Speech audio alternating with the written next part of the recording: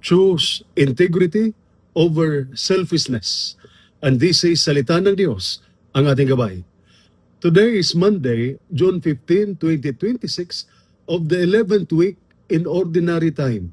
One of the biggest temptations in life is wanting something that does not belong to us. Sometimes, it is another person's position, another person's success, another person's property, another person's privileges. When desire becomes greed, people begin to justify wrong actions.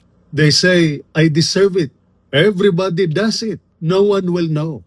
Today's scriptural readings remind us that selfishness destroys, while generosity and integrity build up. In today's first reading, taken from the first book of Kings, chapter 21, verses 1 to 16, King Ahab wanted Naboth's vineyard. At first, it seemed like a simple request. Ahab offered to buy it, but Naboth refused because it was part of his family's inheritance. Instead of respecting Naboth's decision, Ahab became bitter and resentful. The queen Jezebel took the matters into her own hands. Through lies, manipulation, and false accusations, Naboth was condemned and killed, and Ahab got what he wanted. But at what cost? An innocent man lost his life. A family lost its inheritance. Justice was sacrificed because of greed. This story reminds us that when people put their desires above what is right, others suffer. In the gospel reading taken from the Gospel of Matthew, chapter 5, verses 38 to 42, Jesus teaches something that sounds difficult. Offer no resistance to the one who is evil. Turn the other cheek. Give to the one who asks of you. Jesus here is not teaching weakness. He is teaching a different kind of strength. The world says, get even, take revenge, fight back.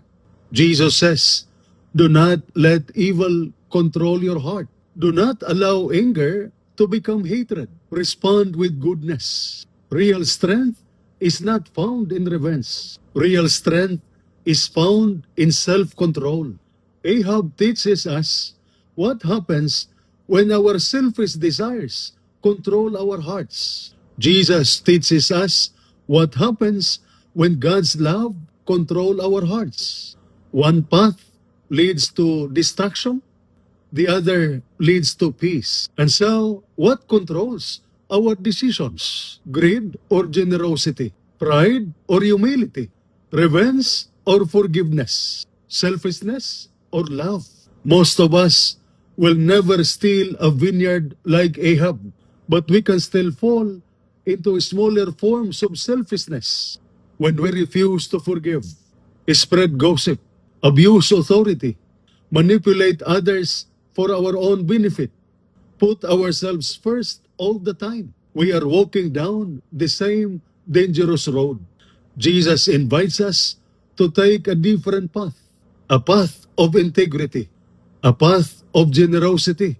Brothers and sisters, the world admires people who get what they want at any cost. But God admires people who do what is right, even when it costs them something. Ahab gained a vineyard but lost his integrity. Naboth lost his vineyard but remained faithful. This reminds us it is better to lose something and keep your soul than gain everything and lose your character. Because in the end, God will not ask us, how much did you own? He will ask, how did you live? How did you treat others? Did you do what is right? Greed destroys. Revenge poisons. Integrity lasts forever. So, choose what is right. Choose mercy. Choose Christ.